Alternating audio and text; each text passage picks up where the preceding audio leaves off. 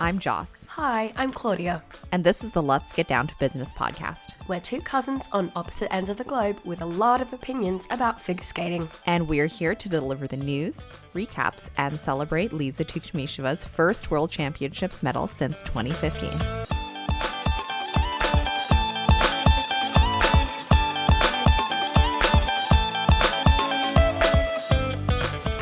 Hello and welcome to our ladies episode for Worlds 2021. Literally my most dreaded episode ever because that means that I have to relive the free skate. Or like the entire ladies event in general. And I mean, okay, so all y'all probably know by now that I am sick without COVID, but just regular cold. But my voice has decided to really grab those PCS marks and change character in every single one of our episodes. So costume change. So welcome to I don't know what this stage of my voice is, but it really kind of encapsulates how ladies was. It's the Joker face on Daniel Grossel's shirt. That's what your voice has decided to become. Yeah. Unfortunately. Maybe it will change when we talk about Josefin. Hopefully. But I had to endure, if you guys did not see my tweets, I went shoe shopping because my shoes were busted up and there are literally holes in the toes of my shoes. So I went shoe shopping on a faded Friday morning with my husband. We went to this outlet mall and I was watching the ladies free skate as I was shopping on mall Wi-Fi. If you know anything about mall Wi-Fi, it's slow. Watching this ladies free skate on mall Wi-Fi is literally one of the most horrendous experiences of my entire life, and I never wish to repeat it. Well, with that being said, why don't we start off with some news, brief news about withdrawals for the ladies who were supposed to skate here. Yes, and this definitely was a withdrawal-heavy discipline, unfortunately. Let's start off with Alison Crystal Pertuchetto from the Philippines, who withdrew due to shin splints. Anastasia Galustin from Belarus had a stress fracture in her foot, which sucks. We also have Yi Christy Leung from Hong Kong. She withdrew actually immediately before the short program. She said that she sustained an injury during practice. And Jackie Wong from Marker Skating did mention that in the morning practice, she was doing very few jumps, which is so unfortunate to get all the way there and then not be able to compete. I'm sure that's so heartbreaking for her. Also, another withdrawal that happened at the event, which was even more on the heartbreaking scale, was May Berenice Maite from France. She, if you guys did not see the program that she was skating to in the short program, she fell really, really hard and had to make her way by herself over to the judges' table. She could hardly move, okay? It was awful. And then she had to make her way by herself off the ice. And it came out later that her doctor or PT or whoever suspected that she had torn her Achilles tendon, which is truly one of the gnarliest injuries that anyone can sustain. So yeah, 100%. The music was going for quite a fair amount of time when it was very clear that she most likely couldn't continue. She couldn't really put weight on the foot at all. Had to swizzle over to the judges. And yeah, it's just really heartbreaking. Like you said, same thing with Yi Christy Leung coming all the way to Stockholm in this weird season, and then having to withdraw due to injury on the first jump in your short program. Really unfortunate. And yeah, just that triple toe looked wrong, all sorts, came short, and then just landed in the way that snapped, maybe torn her Achilles tendon, which, ouchies, big ouchies. Yeah, it was pretty brutal, but we do wish her the best in her recovery. I do know that it is a quite slow recovery, 6 months plus, but, hopefully the tear is not awful. Ugh, just bad news. Also, more bad news comes in the form of Victoria Safonova, a Belarusian skater. Belarus and Armenia are having a tough time at these worlds. It came out that Victoria was one of the cases who tested positive for COVID-19 ahead of competing at Worlds. She was, I think, the first person who was identified as a positive case within the competition bubble. The ICU put out a statement, which you can read anywhere. They were protecting her identity, but pretty much it came out pretty quickly that it was Victoria Safonova who was the person in question. They did say protocol was being followed, the correct people were in isolation, and yada yada yada. There was concern that she was on the infamous Russian charter flight to Worlds, but that was really quickly dispelled by people online saying that, yes, she flew out of Moscow, but not on the same flight. So, yes.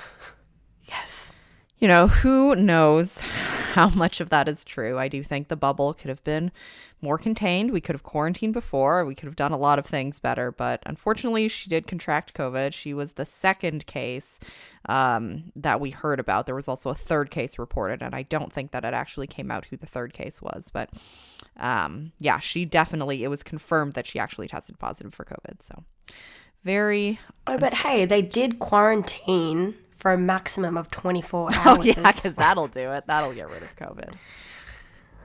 Exactly. Anyway, there's articles all on the interweb, so if you want to learn more about the situation and give your regards to Victoria, go online. But we are going to move on because a lot to talk about for the ladies. Yes, a lot to talk about for the ladies. Let's start off with some quick mentions. And we're going to start off with Ekaterina Kurakova, our fan favorite Polish girl, who unfortunately was one of the many surprise skaters who didn't make the free skate. Wow, I just like to testy pop. Yeah, she did not make the free skate. She ended up in 32nd place after the short program, which is definitely not where she wanted to be with a 52.28 score in the short program. Yeah, it just really was not her day. The Lutz, the axle, nothing really went how she wanted it to. And you could tell that she was disappointed. Mm-hmm. We know that she's had a really, really tough season, as have a lot of people. But this is a relatively new short program for her. It's to a medley of Janet Jackson's songs, which I highly appreciate. Rhythm Nation can... We do love it. And she was lip syncing throughout. So this is why we love her. But not the performance she was looking for, which, was quite the theme for a lot of ladies in the short program. Yes. So we did not get to see her Charlie Chaplin free skate, which I'm always looking for a good Charlie Chaplin free skate, The next lady that did not qualify for the free skate, unfortunately, that I'm sure was really hoping to because she was very, very close in 26th place, that is Kailani Craine from Australia. She ended up scoring 56.86 in the short program. Again, did not go how she wanted it to, but very, very close to qualifying. Yes, I think that will obviously sting. I know how hard she is on herself. Yeah, it wasn't what she was looking for. In her planned content, she did put out that she wanted to do a triple loop combination in the short. We know that she can pull that off, but she ended up just doing a triple loop double toe, which maybe she knew that given how other girls had skated, all she needed to do was a clean skate, but unfortunately, it just wasn't enough. Yeah, it was not enough, which is very unfortunate because she's very, very outwardly expressive. She is a very artistic skater. Her costumes are always bedazzled to the max, but unfortunately just not quite enough here in this field. She was really gunning for the PCS, but as we know, the PCS judging, and especially this ladies' event, just... These judges are not giving with two hands. Or one hand. To some women, unfortunately. But yeah, also didn't get to see her free skate, which is very unfortunate because she was only a couple spots away from qualifying. Yes. And we also didn't see Alexia Paganini qualify to the free skate. She missed out by one spot. This was extremely disappointing because I think that a lot of people, like in their Worlds previews, whether it be other podcasts or just people talking on Twitter, they were expecting her to score actually pretty big, maybe like top 15, if not top 10. Yeah, I mean, there was a tight landing on the triple Lutz, but she managed to tag a triple toe on the end, but she doubled her planned triple loop, so no solo triple jump credit. That was definitely going to hurt her, and with how the judging was going in the short program, we knew that she was either going to qualify in 24th or not make it. So she did score 57.23 and was just outside of qualifying for the free skate, which is heartbreaking. Yeah, truly, especially kind of, I'm guessing what she was expecting of herself too. But who did qualify for the free skate, much to a lot of people's happiness, especially the home crowd, was Swedish skater Josefin Taljegård. I try to pronounce it as Swedish as I could, but oh man, she has got a new fan in me after her performance at Worlds, because I love her and her skating.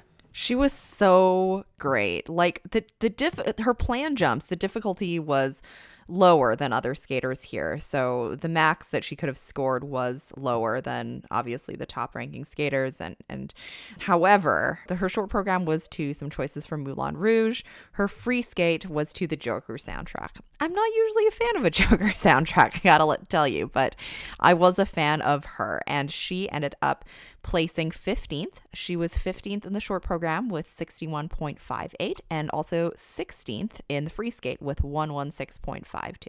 So her short program, El Tango de Roxanne, we've heard this music too much, especially in the last couple of years. But I think Josephine gave us a prime example of how powerful age and maturity are in affecting the performance quality of skating. I did not care a single bit about the difficulty of her jumps. That performance just reminded me of why I love skating in the first place. And yeah, I was just like, this is skating, guys. I think it was choreographed by Nikolai Morozov, and she got a PB score at a home Worlds in the short program, which would just be, it's just amazing in and of itself. And so I think a lot of people were excited for her to perform in the free skate, albeit to the Joker soundtrack, with another interesting stylistic costume choice.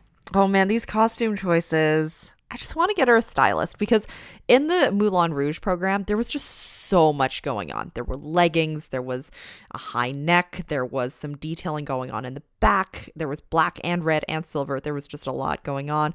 And in the Joker soundtrack, it was like purple and then some very bright orange in the front. It was like too literal Joker. Far too literal. I thought you were about to say too lycra, and I was just like, too lycra. Well, I guess that eliminates all the gymnastics, because everything is lycra. But again, technical content not there in terms of difficulty, but I don't care.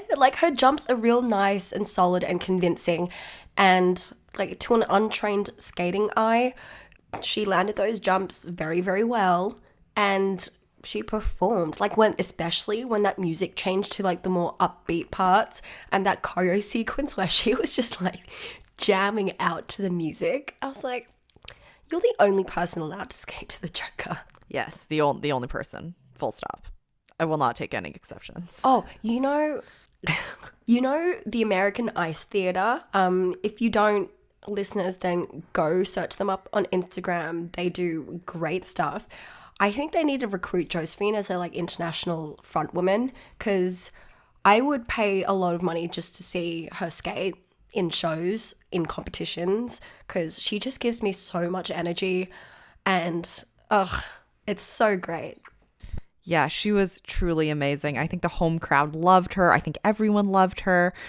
It was definitely an exception to the rule here. The one time maybe that I enjoyed myself in this ladies event. Yes.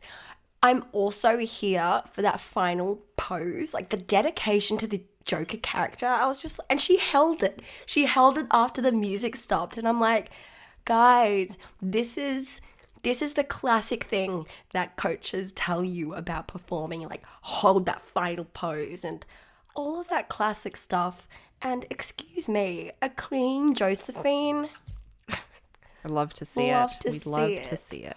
She also said that she was very proud that she managed to stay calm throughout the competition and perform with good quality, but most of all, she was happy with how her charisma and choreography were received. And I was just like, of course, girl. Of course. Oh my gosh, yes. Who could not receive that well? She's amazing. Truly an artist. Especially when her hobbies listed in her ISU bio are film, writing, and acting. And I'm like, this is the type of... Oh, I see it. This is the type of person we can be friends with, 100%. Yeah. Oh my gosh. So congratulations, Josefin, on placing in the top 15 and also just in 2 amazing performances. I'm really looking forward to watching her again. 100%. And I guess that also extends to our Canadian ladies, whom a lot of people are excited to see compete in the upcoming season leading up to the Olympics. And we, of course, are talking about Emily Bausback and Madeline Schizas. Yeah. So with Emily, again, unfortunately, was one of the ladies that did not make the free skate. She placed 27th, so immediately underneath Alexia and then Kailani, and then it was Emily. She scored 55.74 in the short program. And it was, again, these first 2 jumping passes, first the flip and the toe. Toe was also called under, and then the loop. And in the second half of this program, definitely got it together, but really was not a great start for her. I felt like she was quite a rough around the edges skater. I'd like to see her have more polish to complement her obvious power, but she skated to great music. The cat eye and eyebrow game was strong. And also, Canadian ladies are so on with matching their masks to their costumes. And I think it's actually the whole Canadian team who is really on point with that. So... Thanks, Emily. Thanks, Emily. Yeah, but unfortunately did not get to see her free skate just because of a couple of really rough first jumping passes that really sealed the deal, unfortunately.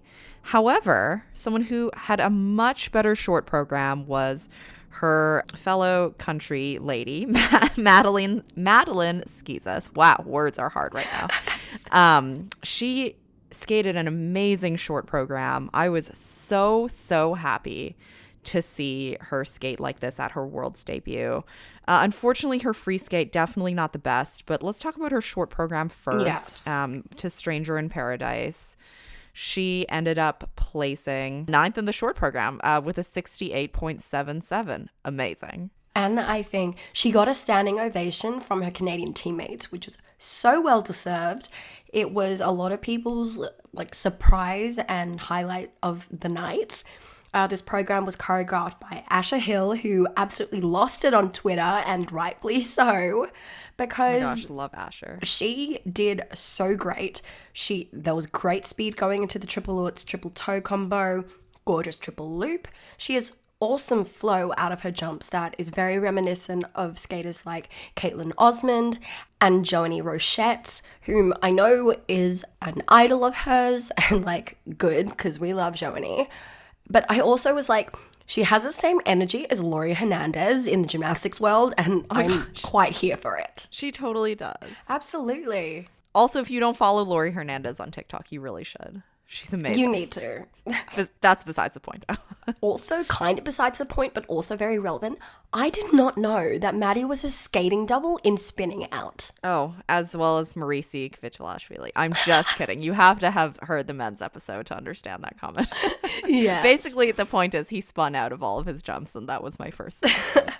Anyways, jokes aside, she was a skating double and spinning out, which is so cool. She's only 18. And like we said, we are very happy that she skated such a great short program, because Skate Canada has been quite often passing her over for international competition spots. And she showed them that she can come to Worlds, place 9th in the short program, and really make her mark on the international stage, because this is, I think, her first top-level international competition as well. That's nuts. Great job, Maddie. Yeah, this is her first large-scale international competition. She was in the top 9 in the short program. In the free skate, she was 14th, so not awful. And she ended up 13th overall. Definitely not the free skate that she was looking for. Yes. Let's talk a little bit about that. Yes, this was to Umbrellas of Cherbourg. Great music. But, I don't know. Maybe it was a music cut. It didn't seem like she had the energy that she did in the short program. It looked comparatively lackluster. I mean, the jumps also started to get quite messy towards the back half of the program.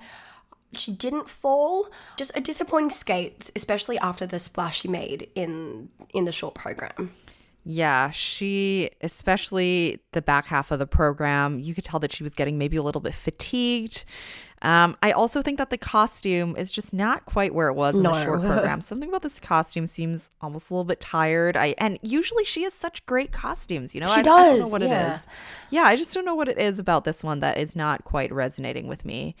However, all that being said, this was such a great competition for her, I think, especially in the short program. Ended up 13th overall. She has such a great base to work off of, and she can only get better from here. And now the judges have seen her and have had exposure to her. That's only going to do wonders for her, especially coming into the Olympic season. So I'm actually quite excited to see more of her on the international circuit, and hopefully she lasts another quad or two so we can see more from her, because I think it's going to be great. Canadian ladies on the up and up. Canadian ladies on the up and up, hopefully, because we've had a couple of real rough seasons for Canadian ladies. So fingers crossed for that.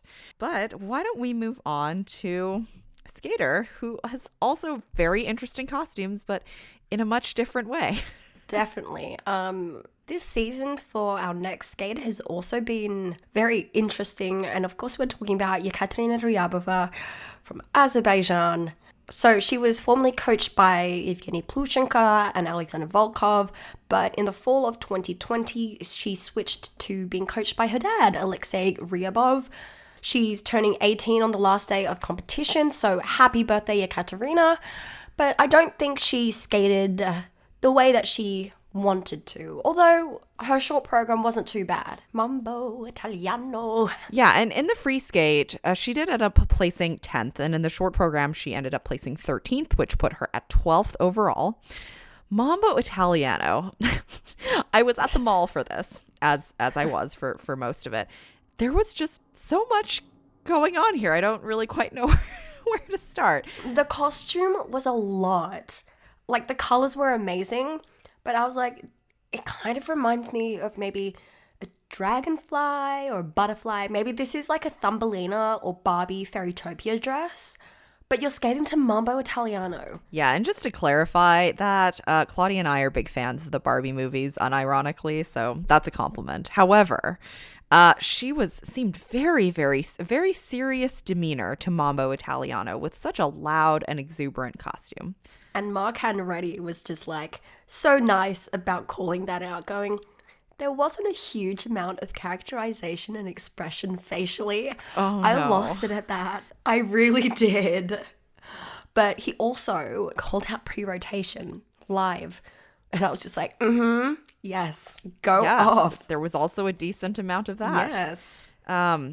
There was just so much happening. I struggled to process it all. Yeah, I totally agree. So as I attempted to process everything that was happening in her short program, as well as the stellar commentary, her free skate went significantly better for her. She skated clean. There were no calls on her jumps, no under rotations, no edge calls on her jumps, and she ended up 10th in the free skate with 1:25.35. It was to music from The Godfather. Again, could really, really work on the expression here, because there was just nothing going on in the face. Nothing happening. The costume did all of the expressing for her. Yeah, it was, again, a very busy costume. A lot of layers, a lot of color blocking. Which didn't really fit The Godfather. No. We could have added maybe another layer to Mambo Italiano, and it wouldn't have really made a difference. But a really great skate for her. Completely clean. Ended up 10th in the free skate, which I think is a lot to be proud of. Yes, definitely. And I think the skaters we have left to talk about, we're going to need deep discussions on these. And this starts off with, of course, I don't even want to say this, Satoko Miyahara. Oh, no. Satoko was one of the skaters this season who really helped Philip Glass get his gold medal. She skated her short to Nocien No. 1 by Eric Satie and Metamorphosis 2 by Philip Glass. And it is a gorgeous program with a stunning dress. But she went down on the opening triple Lutz, then did a triple loop single toe. And the judges couldn't even get her over the 60 mark and gave her 59.99. The judges were just like, nope. I mean, these judges are very stingy with her. Again, did not give with both hands here. Very unfortunate. Very, very stingy with her. Only got 33 in PCS. Criminal. And that number was lower than some other people who don't have the skating skills and charisma and performance that Satoko has, even though she did make mistakes and that definitely impacts PCS, but still criminal. Still criminal, absolutely. Even more criminal was the low balling of PCS for Tosca. Tosca is a masterpiece, okay? If you have eyes, you will know that Satoko Miyahara's Tosca program is a masterpiece. I love it. She just skates the hell out of every single program she's given, which is why she's so well loved, and rightfully so, but it was just a very, very rough skate in terms of technical elements for her. Down on the opening triple Lutz triple toe, although it looked like she almost had it, and then the jumps just fell apart really after that. Yeah, she ended up 19th in the free skate, 16th in the short program. In the free skate, she scored 112.31. Just a lot of... So the toe was called under the first triple toe and the second triple toe, both in combination. And then her sal was downgraded completely. Look, I'm going to say this. I love Satoko as much as the next person. I truly do. And definitely Satoko looked great at Jap Nats. Did not repeat her form here. But Wakaba Higuchi also says hi in this situation. Oh, Wakaba. Why do we have to bring her into this? I'm so upset. I'm sorry. But, I love Wakaba. I'm a big Wakaba stan. As are a lot of people. But Satoko just comes out after these two disappointing programs and just says the nicest things about other skaters as well. Like, give us more reasons to love you. Oh my gosh, I have to read you a quote. Okay, so as you probably all know, and we'll talk about in a little bit, Elizaveta Tuktamysheva was second here. And this is a quote from Satoko talking about her medaling again. She said, "Lisa won the same worlds that I first competed in. I think she also gathered a lot of experience competing. The fact that she won a medal here, her strength made my heart shake. I think that I have to go forward in a similar way." Oh, I cry. And 2015 was the worlds that Lisa won, and Satoko was second. So, oh, my heart. Satoko! Well, she's only 22, and she can join Josefin in the world's skating tour for people who deserve higher PCS. That is the title. That's the title of the show. I'm going with it. Hire me as your marketing manager. Oh my gosh. Maybe she has another quad in her. I hope she has another quad in her. Me too, because I just would love to see her continue to skate, much in the same thing as Yan Han from China. Oh no, don't do that to me. Not Wakaba and then Yan Han in the same 2 minutes, Claudia. I can't accept I'm it. sorry, but we did cry throughout all day this yesterday, week. Yes. So we're just going to continue that theme because our eyes are never going to stay dry. I do hope Satoko has another quad in her, though. She's only going to be 26 in 4 years, and I think she can do it. And, well, because the other option is that she doesn't have another quad in her, and I don't want to think about that. No. But, also, we need to see more of her performing to just awesome music and delivering that choreography and charisma and performance. We need that. That part of us needs to be satiated. So Satoko, I will bribe you to continue skating. We don't own much between the two of us. Maybe a lot of stuffed animals. Just sour candy. Sour candy and stuffed animals. That's our brand. I think she'll be on brand with that, though. I agree. Okay, let's move on and talk about another person who just had a roller coaster of an event, and this is Yelim KIM. Oh man, yeah, this was a lot, and she skated so well in the short program. Okay, she was 5th in the short program, and I was like, oh my gosh, it's her moment. I'm so happy. But then the free skate, she ended up 13th in the free skate and 11th overall, which I'm so sad about. Me too, because that short program happily lives in my mind rent-free. It was to Liebestrom by Franz Liszt. That it suits her so well. And the costume, this lovely green. The choreography by Drew Meekins was so great. And that opening, triple Lutz, triple toe. That gif has been all over the Twitterverse, probably all over any verse. And it was gorgeous, breathtaking. Yeah, I'm looking at the scores for the opening combo, the Lutz toe combo. And the Italian judge gave her +2 GOE. This is like giving a +2 to Yuzuru Hanyu. Like, it just doesn't make sense. Yeah, don't do that.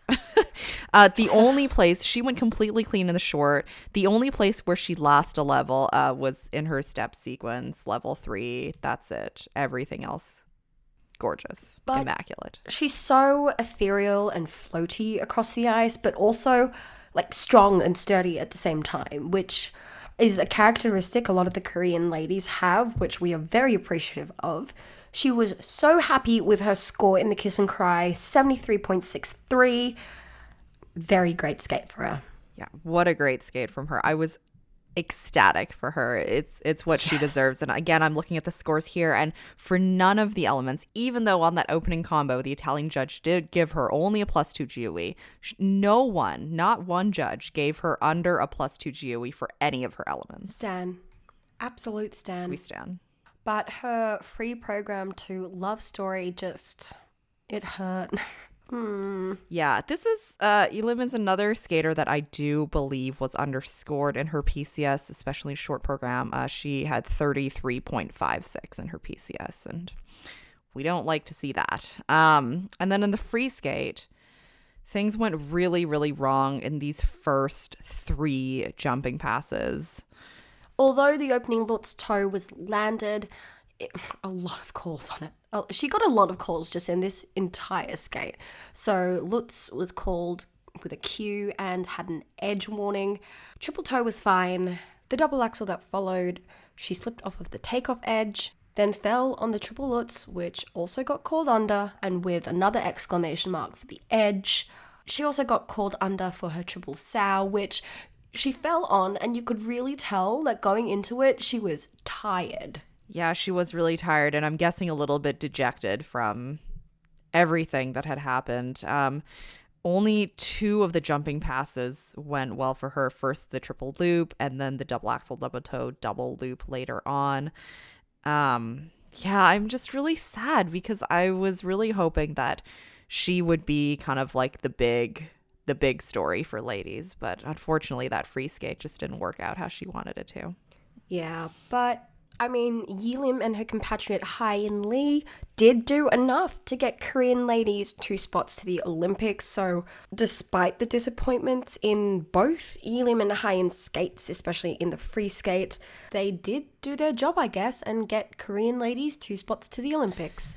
I think the competition next season will be very, very interesting because, like we said in our preview episode, at Korean Nationals, Young Yu, who was a big favorite coming into this season, did not have a great season in general, but she placed 4th at Korean Nationals, so they did not choose her as one of their athletes to go to Worlds. And it will be very, very interesting what that's going to look like next season with 2 spots instead of 3 for the Korean ladies. But let's move on to another lady that I really, really enjoyed. Haein LEE, also from Korea. She placed 8th in the short program, which again, amazing showing the short program. Yes. And then a little bit less great in the free skate, but still very, very commendable. She came 11th in the free skate, and she came 10th overall with a score of 193.44. Ave Maria for her short program. She looked certifiably angelic in that white. Coaches are like, don't skate in white because it washes you out, but she stood out on that ice. Her lines, her speed, especially for a 15-year-old. Jesus, she's only 15. Yeah, I was not doing this at 15, let me tell you. No. She was clean.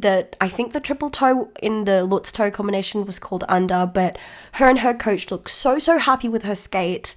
Rightfully so, because it was beautiful and showed why she got, the spot to Worlds along with Yelim. Yeah, so the toe was actually called on the quarter for the opening Lutz toe combo. Yeah, she just has this very airy and light quality about her skating. Yes. She could use a little bit more extension in her back leg, especially when the leg is supposed to be kind of like directly behind her, hips aligned. Her knee is sometimes bent, which causes that line to not be quite as solid as it should be and as extended as it should be. But that's me and my old knee sitting at home on my couch. So really, I'm couch skating here. But her Black Swan program, I was really excited to see this because, we don't see a typical Black Swan costume with Haein, which I really appreciate. It had a little deep green in it. I was so here for it.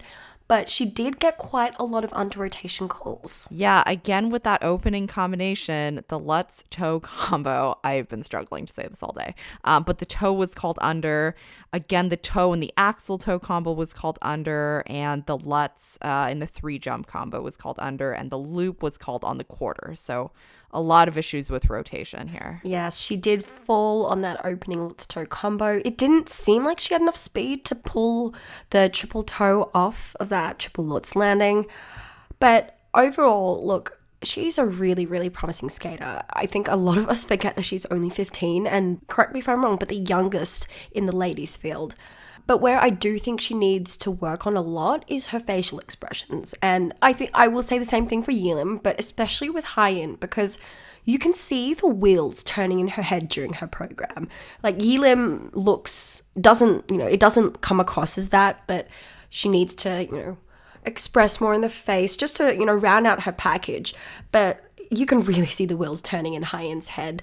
And, even a blank stare towards the judges or out towards the stands would probably be better. It feels to me as though she almost wants to avoid eye contact with anyone when she skates, which I completely understand. Hashtag relatable. Very, very relatable. But it really belies what her body is doing with the choreo, because her body movement is really, really lovely.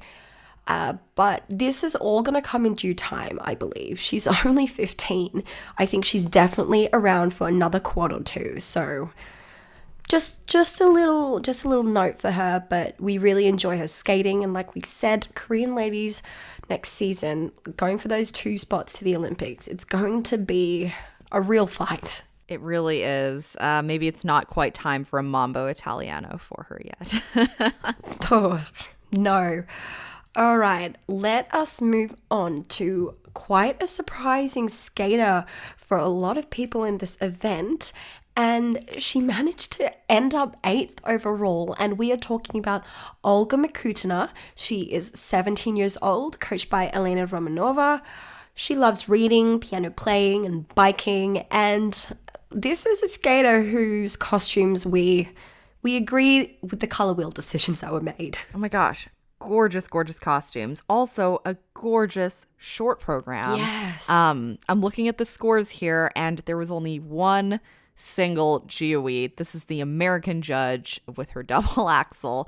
Gave her a -1 GOE, -1 GOE. Everything else, she got a few zeros on that one as well, but everything else was a positive GOE from every single judge. Yes, the gorgeous yellow costume was just such, we loved it.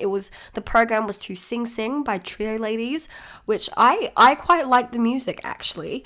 As much as I liked how her mesh colors matched, I was like, thank you. We don't have any Barbie or Ken doll hands going on. But what a pleasant surprise of a performance. It was clean. She ended up with a score that was 14 points higher than her personal best. And she ended up in 11th in the short program, which I was like, what? But 7th in the free skate, which vaulted her up into 8th overall. What did you think about this free skate? Oh my God, this free skate was gorgeous. I think it was like one of my Yes. favorite free skates. I mean, the other ones were things left to be desired, but Yes. one of my favorite free skates ever. In this event, I was obsessed with the music. She got positive GOEs. She got actually a few zeros here and there from judges, but no negative GOEs across the board from every single judge. The one mistake that she had was that she popped the axle in the 3-jump combo. But apart from that, literally everything else went as well as it could go. Yes. She skated to Primavera and Experienced by Ludovico Ionati. Love that. Always love a good Ludovico program. Triple toe to start. Wasn't bad. Like Joss said, she popped the axle in the Axel Oilers triple Salco combination, but it looked like nothing was off, right? I really, really like her because she's got such a calm quality to her. That's just like nice. Especially because when I watch her, I know there's no drama attached and I can just sit back and enjoy her. She has quite lovely qualities, especially you can see this in the ending choreo sequence. We love a skid spiral. So, I mean, for me personally, I think she needs to work more on injecting like dynamic power into her performances and, you know, work more on the PCS side. But all of the ingredients are there for her to do really well in the future. They really are. And again, she is young. She is up and coming. And I was just so happy to see that free skate from her. I think she has a very bright future. And oh my God, finishing in the top 8, that means Austria gets to send 2 ladies to the Olympics. Yeah, amazing. Who would have guessed? I mean, Who would have guessed? She did. she did. She guessed. She knew. All right. And I guess next we're going to talk about a skater she actually beat out. And that is another skater who gave us a roller coaster of an event. And that is Bradie Tennell. Oh man, a lot of people were betting on Bradie to finish in like maybe top 5, top 6 here. Yes. She's actually having I actually personally thought that she was going to peak here at Worlds, but unfortunately not a lot of things went right for her. Actually, I read an interview with her afterwards, and she had said that she was having some boot problems. Oh, no. I forget whether it was before the short or the free, but she did not bring a second pair of skates with her, and so she had to skate with a boot that was giving her difficulty. Who knows if that was the cause of the mistakes that she did make, but unfortunately they were very costly for her, especially in the final standings. Karen, why would you project your boot problems onto Bradie? I'm joking, by the way. It's Karen's I'm fault, joking. as the judges have also told us. Everything is Karen's fault. Oh, and we'll get to Karen. That was a joke, everybody. That was a joke. Nothing's Karen's fault. Karen literally carried the entire country on her shoulders. So. Karen Chen did it again. Anyway, back to Bradie. I'm such a stan of this short program. I think Moderation by Florence and the Machine I love it. suits her so freaking well. I really love the short program. I love everything about it. I love the new jumpsuit. I love how she performs it. I think she really likes it too, and that helps. Yes. I would not mind if she keeps this for next season. Just saying. Yeah, I do too. Her free skates have really not been my favorite. The Cinema Paradiso, the Cinderella, I have not really enjoyed any of it. But this short program is something else. I love it. Although Cinderella, she performed the hell out of that. Yes, it wasn't like what we would choose for her, but that Olympic season, she did so well in. So Cinderella can take the cake for now. I'll accept it. But yeah, the axle was. It was Not her greatest. no.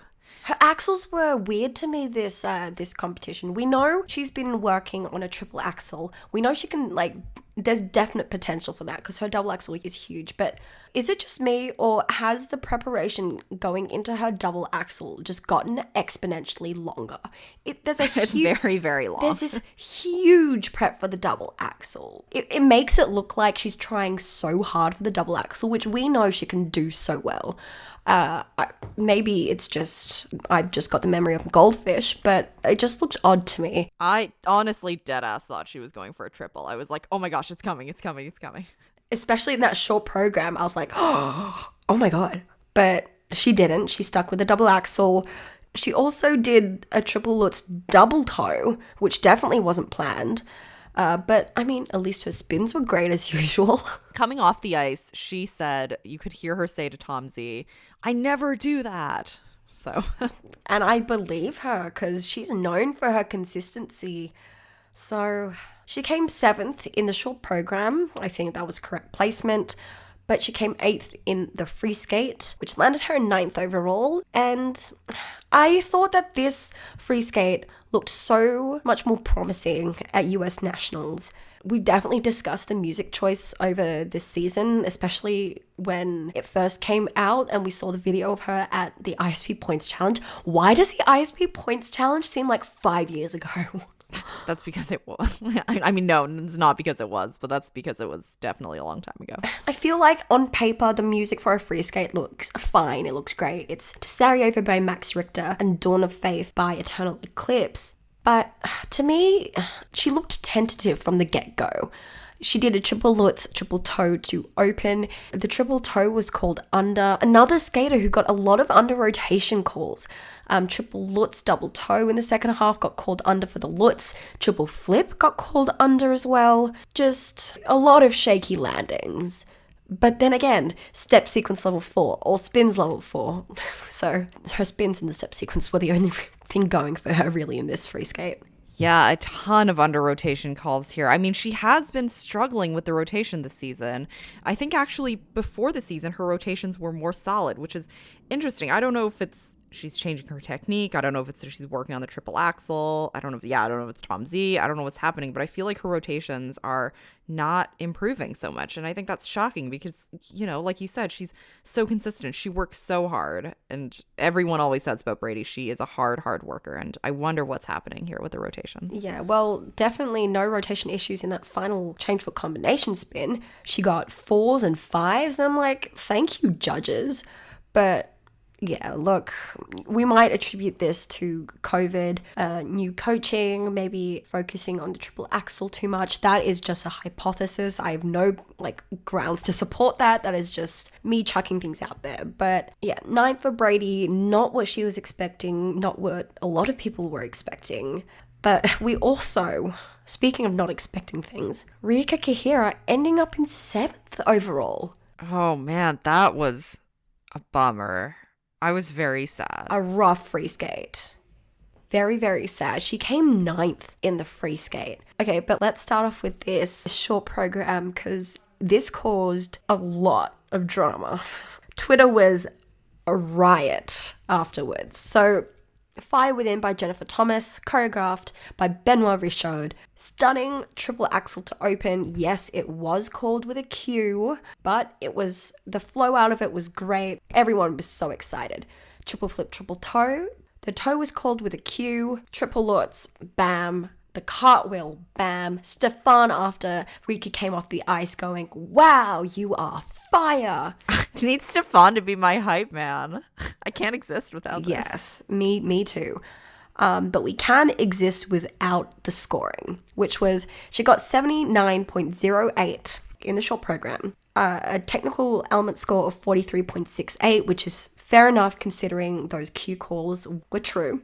35.40 in PCS, and second place behind Anna Щербакова. Oh, man. Okay, I, like probably everyone, had a lot to say about this, and a lot of people's opinion was that she did a triple axel, and although, yes, it was called with a Q, that should definitely put her, if not in first, very, very close to Anna, and I would have them a lot closer in terms of points. So Anna Щербакова scored 81 in the short program. Rika scored 79.08. Now, that 2-point gap, mainly it was due to PCS. I didn't agree with that. I would have agreed with Anna in first and Rika in second, or Rika in first, Anna in second. To me, that order didn't matter, but the points gap did, because I just did not think that was correct. No, it definitely wasn't. It just like straight up was not correct. I think a lot of people would agree with us when we say that. And I don't know if that would have changed her confidence at all going into the free skate, but I mean, it would have made just more, it would have been fair, it would have been fair had we either closed that gap significantly or placed Rika over Anna by awarding her the PCS that she deserved and rewarding Anna the PCS that she deserved. Even so, if Rika did place in front of Anna in the short program, I wouldn't agree with a big gap either. No, I don't think so. Yeah, I think a smaller gap kind of just, it negates the placing almost, and you focus on, okay, pretty much they're even now, and let's see who throws it down in the free skate, which I think is a healthier attitude to go with. Okay, we know that it's not the skater's fault, right? The skaters come off the ice after their program, they've done all they can, and it's really into the judges' hands right now. So any discussion of placing and scoring, it is not a reflection on the skaters and what we think of the skaters at all. No, I love them all. FYI. I literally love all of them. So, disclaimer, nothing on the skaters. Yeah, let's talk about this free skate. Yeah, so Baby God Bless You by Shinya Kiyozuka really just didn't happen for her. First and foremost, she doesn't try the planned quad salcho. She opens with a popped triple axel instead, and it was a double axel, then follows it up with a fall on the attempt of a triple axel, which was called downgraded. After the short program, she did say in the press conference that she didn't feel very confident with her jumps coming into the short program, and that kind of was the overall feeling at Worlds. In a press interview post-competition, she said, "I was mentally focused, but the body was sleepy. I couldn't adapt to the time zone." And that is definitely what we saw happen in the free skate. Yeah, it was really, really rough. There were things that were, so the axle was downgraded, the one that she fell on. There were also under rotation calls. The Lutz also was downgraded, the last jumping pass. I just don't know what was happening. It seems like, that could potentially be the case, that she just couldn't adapt to the time difference. But it was just really sad. I was really hoping, that she would do well here. Highly disappointing skate for Rika. And, oh gosh, highly disappointing judging for Kaori Sakamoto. Oh, no. Okay, Kaori is one of my favorite ladies, if not my favorite lady. Yes, that's me too. Competing right now in skating. And first of all, still very salty that she's not doing no roots for the short program with that red costume, but I've beaten that horse to death, so we're not going to talk about that anymore. This was a really great outing for her with the short and the free skate, just not scored appropriately. Low ball central. So Bak a la Jazz is not my favorite program of hers, and just in general, because it just doesn't do it for me, right? And it's not just Kaori. I think it's the choreography as well. It isn't it for me. Glorious double axel as always. That didn't get the highest GOE score of the entire short program, which is not accurate at all. I did have a heart attack with the landing on the triple flip, triple toe though. She leant far back on her heel, and I was like, oh, she's going to fall. Oh my God, I'm going to start crying. But she didn't, and she saved it. My heart was temporarily saved. But she scored 70.38, not 74, 70.38 with 34 in PCS. Oh no. I don't like it. It was an underarm throw from the judges, a low ball. And then I also tweeted #Kaori bring back no roots because she needs to. It was really sad because after the event, she was doing an interview. I forget if it was after the short or the free, but regardless, she was like, if only I didn't have edge calls and worked on my edge with the Lutz. And I was like, I mean, valid, but also like, yes, that's not the problem here, honey. No, because other skaters who had the same problems with edges and calls didn't get called, exactly. It is fair that she got called on those things because facts.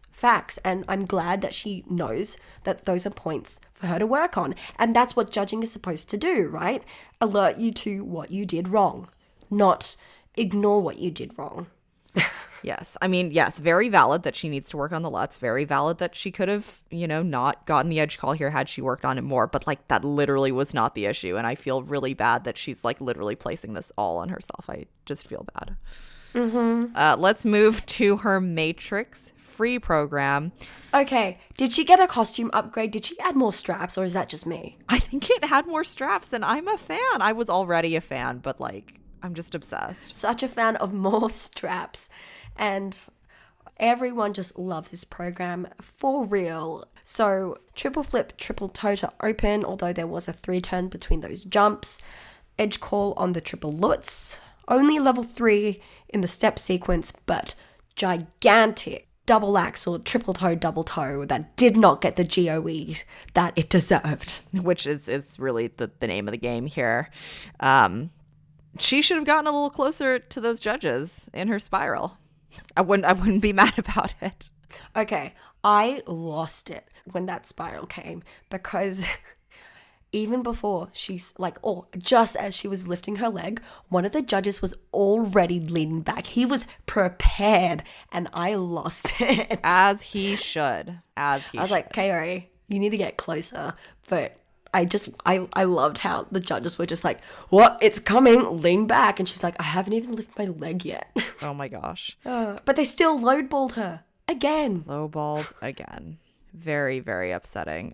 She was 6th overall, like we said, 5th in the free skate, which I have words about that. And her PCS in the free skate was 67.70. Oh dear. 137.42 in the free skate. Gosh. It's very frustrating. Very, very frustrating. It is entirely bullshit. Yeah, there we go. Okay. We could say that Kaori was lowballed the entire event for probably the next couple of hours because she was, and a lot of people agree with us. So if you don't agree, you're entitled to your wrong opinion. But let's move on to 5th place finisher. Who I love. Oh my God. Love. Loena Hendrickx, top 5 in the world.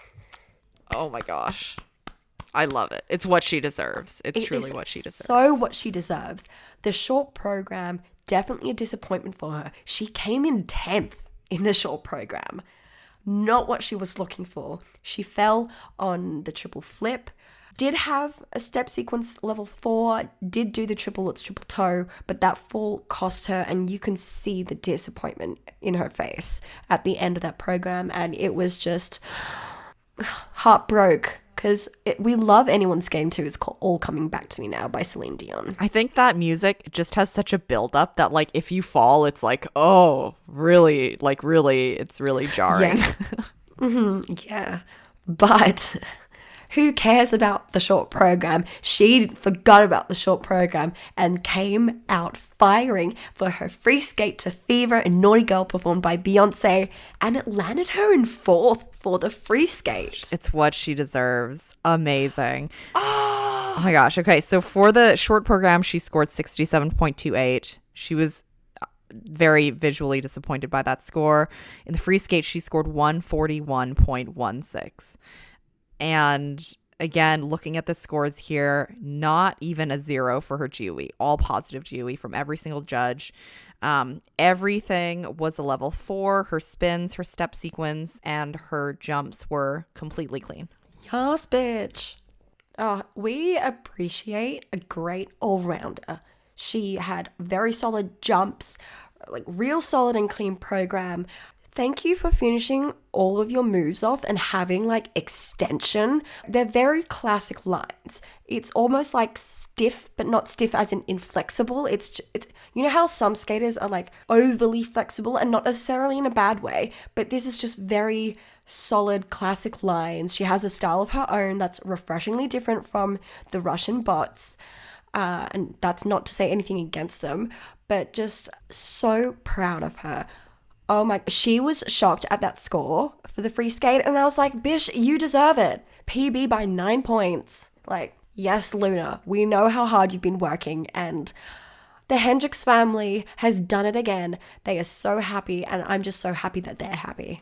I loved this so much. The one highlight, I mean, Josefin as well. Yes. And also Karen, who we'll talk about in a second. But I was just so happy for Loena. It's what she deserves. This was like her comeback season, and wow, like what a way to end her comeback season. 100%. And she was riding that momentum from the Challenge Cup that she won right before Worlds. And so I love her. Someone else who I love equally, carrying the entire country on her shoulders, Chen. She placed fourth, again, getting us 3 spots for ladies at the Olympics. I'm having a flashback. She did this for 2018 Olympics as well. And everyone doubted her. Like, are you serious? Yeah, everyone was like, we shouldn't send Karen. I'm like, just watch. She's gonna show you. And she was just like, just watch. Just watch. Karen Chen did it again. Like, she just had to do it all by herself. Like, no one believed in her, but Karen did. Karen believed in herself. She came 4th in the short program with 74.40 and 6th in the free skate with 134.23. That ended up placing her 4th overall. Imagine, Karen Chen came 4th. I'm just so happy. I'm so happy too. Okay, let's start with her short program, which was To Rise by Katy Perry. Yes, for that triple toe. I don't care that the toe was called with a Q. I seriously don't care. Yeah, she was awarded a level 4 for everything. Well deserved. Yes. And then really funny in the interview, I watched an interview with her after on, I think it was Instagram. And she was like, I could have done better on the first jumping pass. I could have done. She said it straight after she got off the ice as well. And I'm like, Karen, please. Like, fair, but like, Karen. Yeah. It also didn't help probably her PCS that she skated early because she was in one of the earlier groups for the short program. Something else that I also have to note is throughout this pandemic, she has been doing this campaign to encourage people to wear a mask, which FYI, you should if you haven't. She's doing, her and her brother Jeffrey have been doing the most, and we appreciate it so freaking much. Yeah, so if you guys are interested in this, the Instagram is We Wear Masks campaign. And again, Karen and her brother Jeffrey are founding this, and the hashtag is Wear Mask While. So she's like, I wear mask while I go to the grocery store, and she posted, I think it was just a picture with Camden at the grocery store, and they were wearing masks. I was like, I love it. But she's truly doing the most. I appreciate her advocacy. Everyone should wear a mask. I don't know if she did this or not, or she didn't do this, but she should have just like been hired by the organizing committee at this World to give everyone masks. Yes. Guys, support your skaters, please. Like, yes. Anyway, as great as that campaign is, the free skate was also great. Yes, it wasn't perfect, but it was clean. Hello. And it was also to Butterfly Lover Concerto, which she has said she chose because she found she finally is old enough and has the maturity to portray the character accurately. This is a very traditional piece of Chinese/Taiwanese music. It's gorgeous. We love Butterfly Lover Concerto. A shout out to Chen for skating to it as well. And gorgeous bedazzled purple costume for it. But it is apparently too oriental for some people and doesn't get the PCS it deserves because shout outs and a bit of truth coming at ya. She got a PCS of 67.89 for skating to this lovely program, and another skater who skated to an oriental inspired free skate as well got higher PCS, although their programs weren't like drastically different in terms of performance execution. Well, we all know the word that describes that. Anyway, let's talk about her actual performance, shall we? Yeah, so in the free skate, again, not perfect. And Karen, again, in an interview, said that it was not perfect. Karen, please stop being so hard on yourself. She had 2 jumps that were called on the quarter, the triple toe in her opening combo, as well as the triple Lutz in the 3-jump combo, and her sal was called under as well. Yes, she did get an edge call on the triple flip, which, like, fair enough because she has a gorgeous deep outside edge on her Lutz. She almost got all level 4s again for spins and step sequence, but she did drop a level in the step sequence. But she only got 67.89 in PCS, which was, in my personal opinion, utter bullshit. Okay, yes, I know Karen isn't the fastest skater, so definitely that should be reflected in the skating skills scores. But when you compare this score to other skaters who aren't as good in skating skills and PCS but still scored higher, and this is not including music, like we'll get to that discussion later on, that is just not on. Nope. Nope. No, don't like it. However, she did do so much for the U.S. We got 3 spots back. But the third spot for the Olympics is provisional. They have to earn it at Nebelhorn, which is another qualifying event. They should have more qualifying. Anyways, I'm going to stop talking about that. The other question that people were actually asking was about Japan and their spots.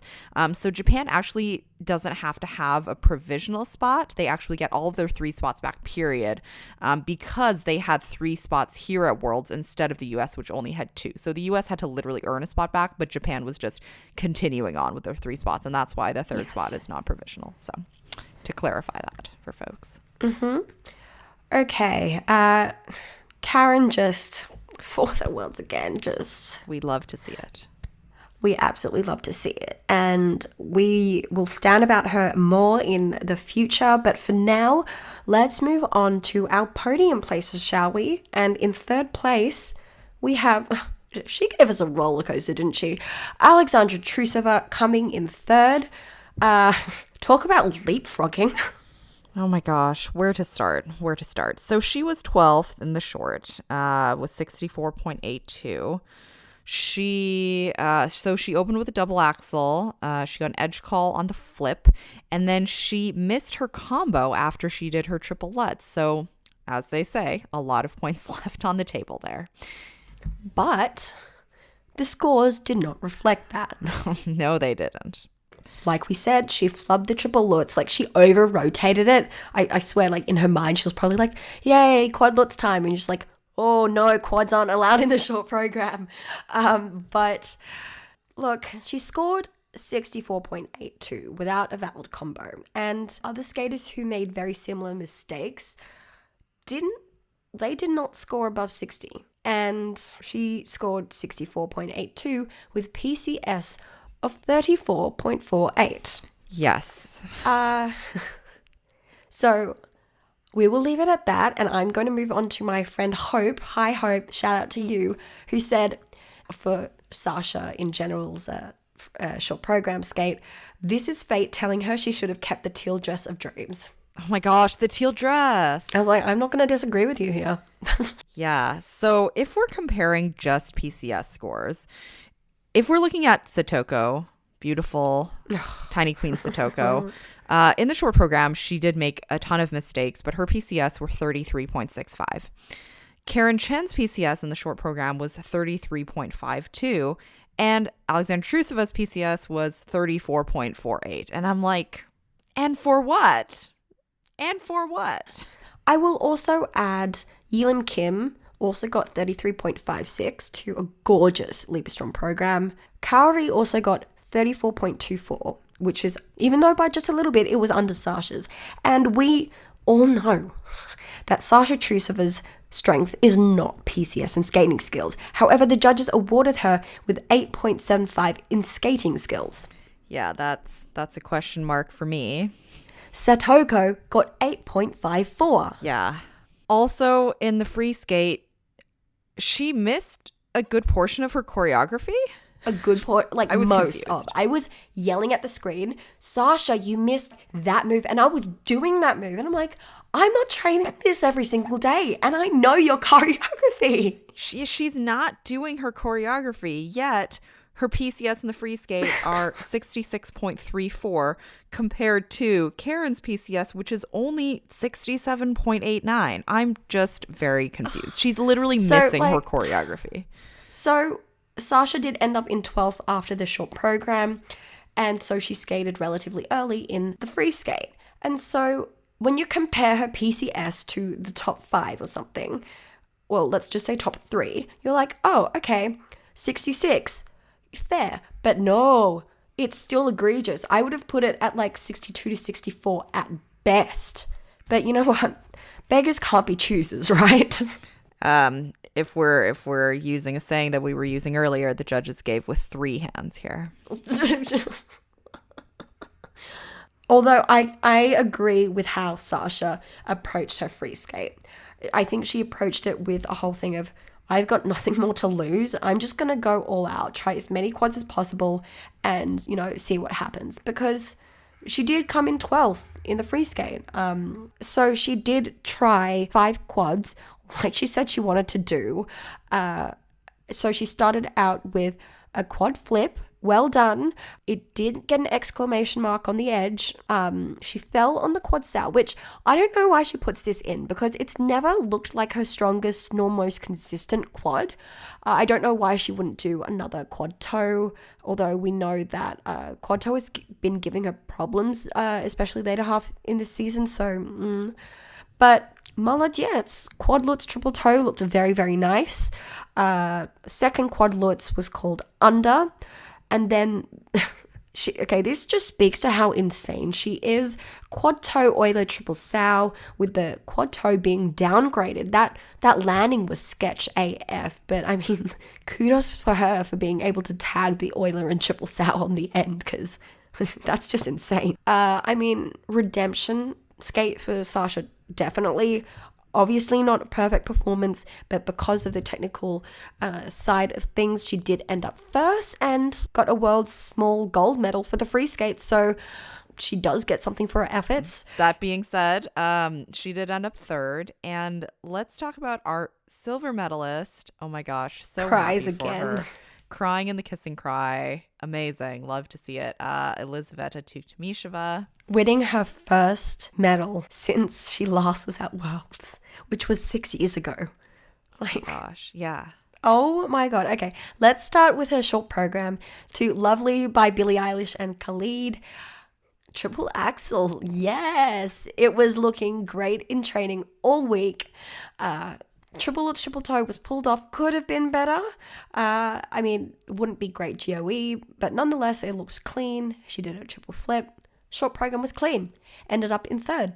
And Joss, we've had discussions about this, but although she skates her free program well, I really dislike this program and its costume.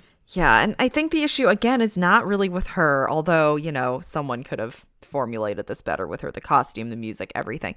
The issue is that when people talk about this program in comparison to someone like Karen Chen, who's using Asian-inspired / strictly classical Asian music, whereas here, Elizaveta, European skater, is using Asian-inspired music and also co-opting a word on the back of her costume, and people praise the European skater and denigrate the Asian skater. It's... Might I also point out that Chronicles of a Mischievous Bird is composed by a non-Asian composer. The word I on the back of her costume, meaning love, is especially when this program gets a lot of praise in comparison to, like we said, Butterfly Love's Concerto, which Karen skated to and got 69.08 in PCS. We all know the word for that. But, and again, nothing to do with these skaters, more to do with the conversation around this. However, I do think that better choices could have been made. Really, it's mostly the conversation around this, who is praising this, the general praise for her and the lack of praise for Karen and other skaters. It's not cute. It's not a good look. But that being said, this was a very good outing for her, regardless of my feelings about the program, which are not positive. It wasn't a perfect performance, but it was because other skaters skated with mistakes too. It was enough to land her with the silver medal overall. Yeah, she did fall on the triple flip and the free. She also did an extra turn between the axle and the toe in the opening combo. The next triple axel, again, a little bit shaky, not the best quality of jumps, but for the most part was able to stay on her feet besides the flip. And because of other folks' mistakes, she was able to pull through and come in second. Yes, I think the highlight of her free skate, though, for me was her in the kiss and cry after receiving her scores, and I won't say burst into tears, but she started to tear up, and I was like, don't tear up, Lisa, you're going to make me tear up. And so like the emotions just flowed from her, and rightfully so, because, you know, she said all week in the press conferences that getting to this World Championships was probably harder than her winning her World Championships in 2015. Lisa, she's been having such a World Championships. If you haven't listened to her press conferences, please do so, because they are awesome. She did the entire short program press conference in English and just showed her amazing personality off. She also said that, like, before the whole competition started, that Anna and Sasha came here without their parents, and so she wanted to create a good atmosphere for them too, so that they don't feel like they're alone. And she's always pleased when she has a good team atmosphere. Oh, Lisa. And I was like, Mama Lisa. So sweet. I truly love her. I'm really so happy that she was second here. It's been a long, long time coming. Absolutely. She really impressed me in the press conferences. They were hilarious as well as very professional. And she kept talking about how it's so great for her to be at this Worlds and be able to see and support her international friends. And that just goes to show how much she is loved on the skating circuit. And I am so proud of Lisa. So proud. She skated for that final world spot, beat Aliona Kostornaia to it, and came here and won a silver medal. Yeah, and while it wasn't perfect, it was definitely enough to beat her teammate, Alexandra Trusova, but not quite enough to beat her other teammate, Anna Щербакова, who came in first. Okay. Prefacing this whole Anna Щербакова discussion by saying, number one, I love Anna. I am a fan of her. I think she is such a sweet girl, such a unique skater. Number two, I agree with the placement. I do not agree with the points, which is not a reflection on my feelings of Anna Щербакова as a skater and as a person. It is a reflection on the judges. Okay, now we can go on. Yeah, I really do enjoy her. I was able to see her live at Skate America. She is so fast, so little, moves so quickly live. It was just so good. Again, nothing doesn't translate on TV at all, does it? No, she's so, oh my gosh, live she was amazing. Again, nothing to do with her, okay, her commentary. She went out there and did her best, yes, which was great. It just could have been reflected in a different way in the scores and the reception, etc., etc. So anyways, in the short program, she came in first over Rika with about a little under a 2-point gap. She scored 81.0, right on 81. And in the free skate, she came second behind Sasha Trusova with a very, very small margin of 0.21. She scored 152.17, whereas Sasha scored 152.38. So there was a lot of discussion surrounding GOEs and the GOEs that Anna was given. And when I was rescoring her skates, I found that a lot of the problem had to do with how the GOE points and extra points were defined. However, let's talk about her short program first. A lot of people don't really like this short program because they think it's like generic and stuff, but I actually quite like it. And maybe that's just because I'm biased towards the music. I think it's gorgeous music. But yeah, I also think that she skates to it very well. Her and her feeling towards the music, it's very innate. It's almost like she can't control her limbs and her feelings, and that's how she just moves across the ice. She's really feeling the music. I mean, and that's why she's so popular even before she got on the international stage. Yeah, and like you were saying about the GOEs, if we're just looking at the GOEs and her short program, there is not one person that gave her a GOE under 3 for anything. Which, you know what, I would agree on. Because for me, at least, a lot of her elements would be stuck at a +3 GOE. But the amount of +4s and +5s we've seen. Anyway, opening double axel was, for me, only okay. I have seen her definitely do better. Yes, the transitions in and out are difficult. But the jump itself, she's done better jumps, better double axels. the triple flip, had a lovely running edge out of it. She gets gorgeous running edge out of her jumps. It's kind of insane to think about. But that being said, I also very much hate her triple flip technique. It's very much dislike it. But lovely, gorgeous, fast spins. So she does have lovely, fast spins with gorgeous positions. However, she travels so much in her spins, like travels to like back to Russia and back to Stockholm. And that kind of consideration was not taken into any of the GOE scoring across her short program and her free skate. Only in her levels, but anyway. There was a little stumble in the step sequence, but not reflected in the scores. The triple Lutz, triple loop, it was clean, it was well done. I've seen her do better though. And this is me nitpicking. Because my mother is she adores Anna, very, very biased towards her. So I hear and watch Anna a lot. And so I've had a lot of time to really nitpick at her performance. And I am nitpicking because she is so good. Just putting that out there. I did notice that her spiral improved, the toe improved like a degree better in terms of turnout. Still not turned out, but a degree better, we'll say. And she held it for probably like 1 second longer, which we appreciate. But as soon as that score came up, I knew it wasn't warranted. It felt a little too much for me. I think she was surprised at getting 81 as well. And obviously, as a skater, you're pleased if you're surprised with the score. But that almost, has me thinking she knew that. She wasn't expecting that score, and she knew. So, yes. Yeah. And so in the free skate, the very opening quad flip, not it. I'm honestly a little bit surprised that she did the flip. And apparently it wasn't going well in warm-up either, or the run-through. I was just hearing that it was not a good time for her. Her quads were not happening this week at all. She fell a lot on them in warm-up, which, clearly she's not in tip-top shape. And people could see that in Novogorsk. People could see that in the warm-up. People could see that as she stepped off the flight into Stockholm. They could see that she looked not, 100% healthy.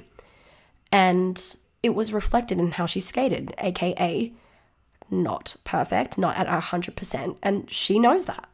She very, very well knows that. Yeah, so like you said, the spins traveled a lot, especially this one spin in the free skate. Someone had positive GOEs though. Yeah, tons of positive GOEs. There was a recording of it that someone put on Twitter, and literally they had to move the camera several times because she was moving out of the frame. So, and this isn't just isolated to this competition.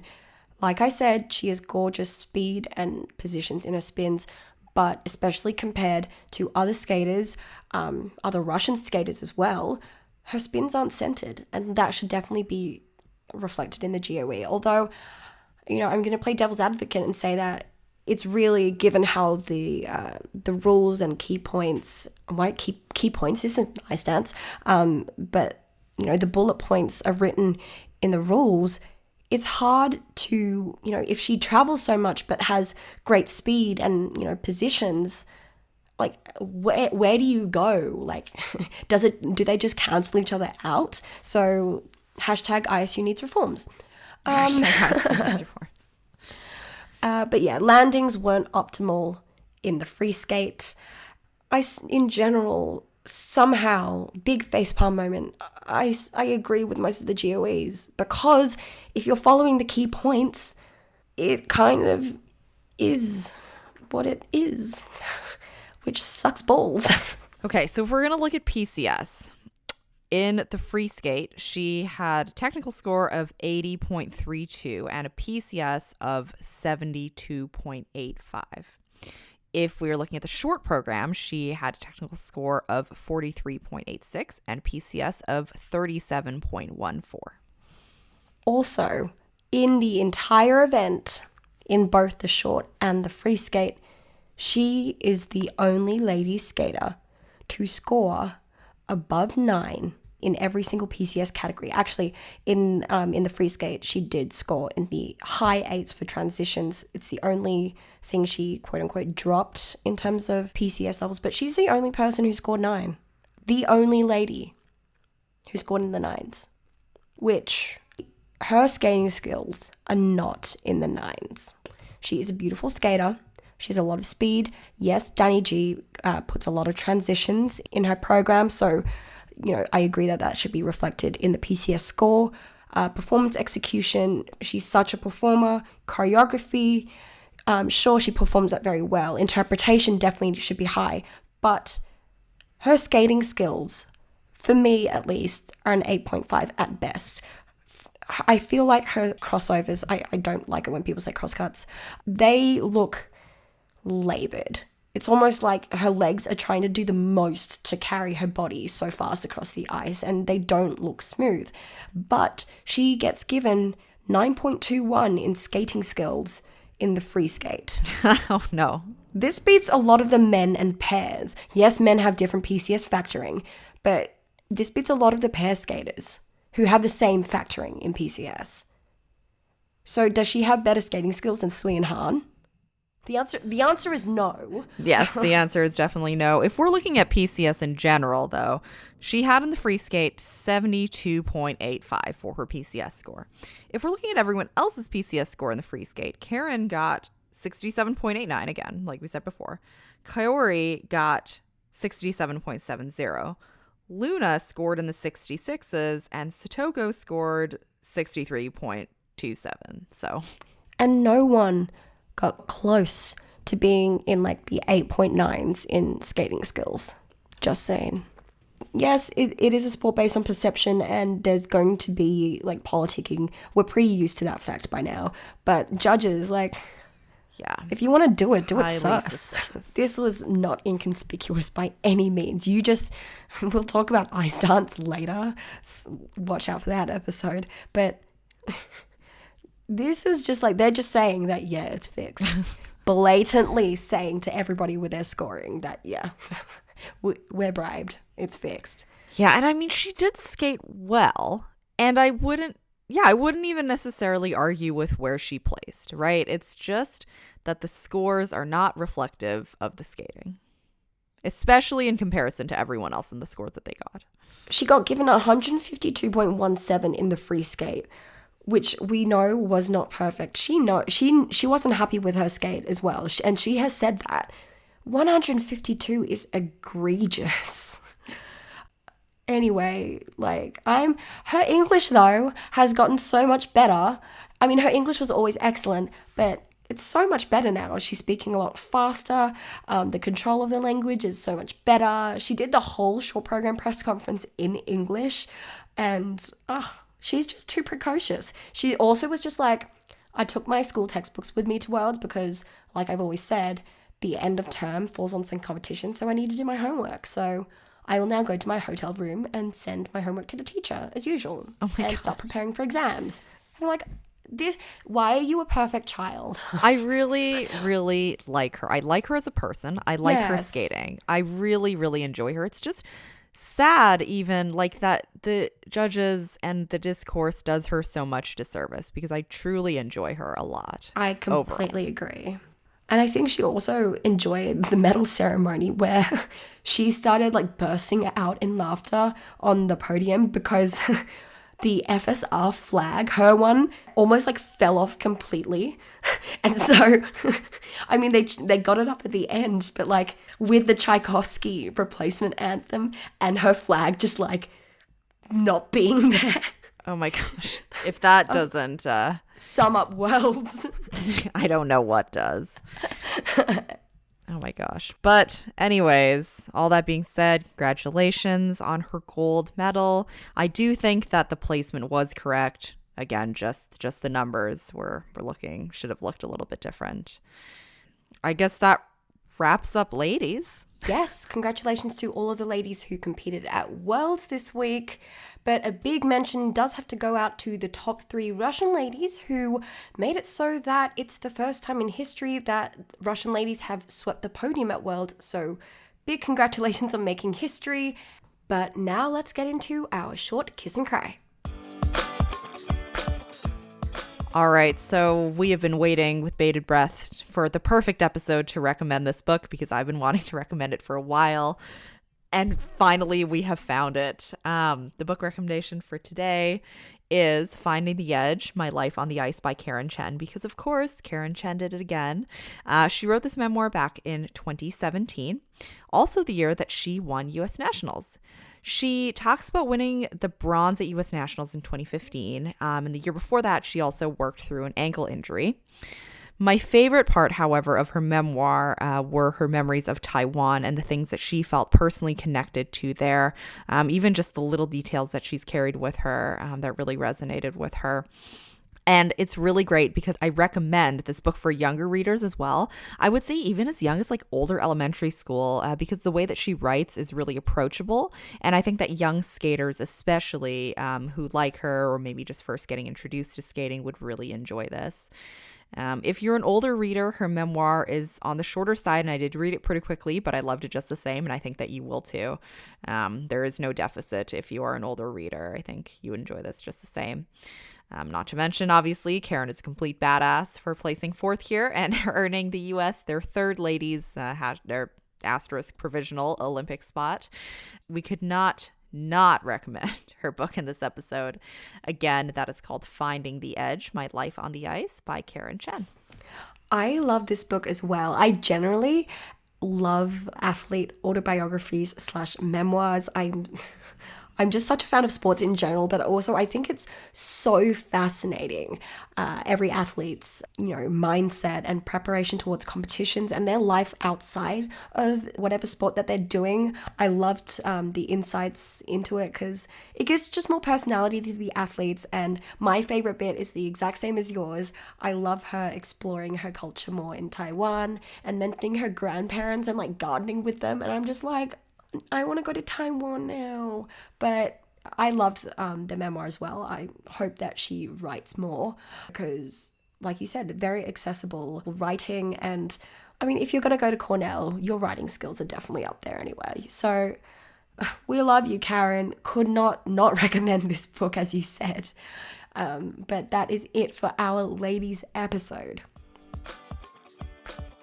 So I am Joss, and you can come and chat with us at Let's Get Down Pod. That's LUTZ, Get Down Pod on Twitter and Instagram. And if you want to work with us, please shoot us an email at letsgetdownpod@gmail.com. If you like this podcast and stand the ISU Needs Reforms Banner Girl gif, please leave us a review. Give us some 5-star love too. We would really appreciate it. Thanks y'all for listening. Talk to you soon. Bye.